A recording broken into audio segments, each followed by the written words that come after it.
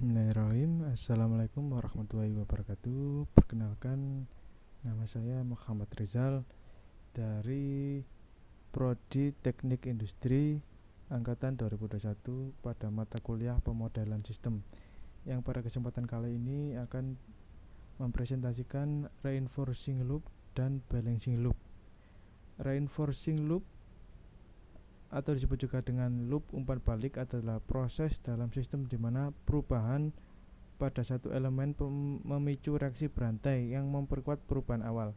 Ini seperti bola salju yang menggelinding menuruni bukit, mendapat momentum dan ukuran seiring berjalannya waktu. Berikut adalah karakteristik utama dari reinforcing loop. Yang pertama, saling memperkuat. Perubahan pada satu variabel menciptakan kondisi yang memperkuat perubahan awal ke arah yang sama. Yang kedua, pertumbuhan atau penurunan eksponensial. Loop penguat dapat menyebabkan pertumbuhan atau penurunan yang cepat, tergantung apakah loop tersebut positif, yang berarti memperkuat pertumbuhan, atau negatif, yang berarti memperkuat penurunan. Karakteristik yang ketiga yaitu efek domino. Perubahan kecil di awal dapat memiliki konsekuensi yang signifikan di kemudian hari karena penguatan berjenjang di dalam loop atau lingkaran.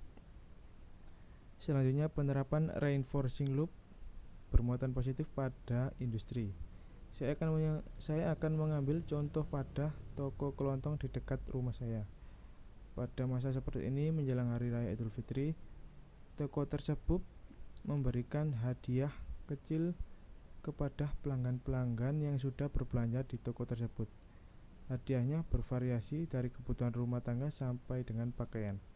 Meskipun nilai barang dari hadiah tersebut kecil, tapi dapat membuat pelanggan itu kembali berbelanja kebutuhan secara ini pada toko tersebut.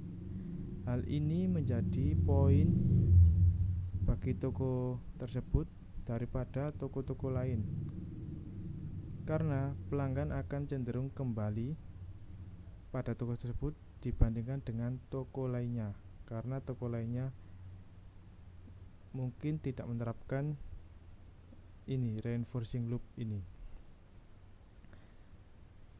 Yang selanjutnya, balancing loop. Balancing loop adalah mekanisme dalam sistem yang bertujuan untuk mengembalikan keadaan ke titik keseimbangan. Berbeda dengan reinforcing loop yang memicu pertumbuhan eksponensial, balancing loop justru berupaya untuk meredam perubahan dan mencapai stabilitas. Berikut diantaranya ciri-ciri karakteristik dari balancing loop. Yang pertama, mempertahankan keseimbangan. Balancing loop bekerja dengan cara mendeteksi adanya perbedaan antara kondisi saat ini, actual state, dengan kondisi yang diinginkan, desired state. Poin kedua, tindakan korektif. Perbedaan tersebut memicu tindakan korektif yang bertujuan untuk mengurangi kesenjangan dan membawa sistem kembali ke keadaan stabil. Poin yang ketiga, stabilitas sistem. Dengan adanya balancing loop, sistem akan cenderung menghindari fluktuasi yang berlebihan dan bergerak menuju titik keseimbangan. Penerapan balancing loop pada industri. Saya masih mengambil contoh kasus yang sama, yaitu pada toko kelontong dekat rumah saya, yang dimana pada saat misal produk sembako yaitu beras masih banyak stok di toko tersebut, maka pembelian stok beras dihentikan dahulu supaya tidak menjadi penumpukan stok beras. Ini berfungsi agar tetap seimbangnya stok beras dan menunggu untuk stok beras terjual dahulu lalu membeli stok baru lagi. Sekian dari saya.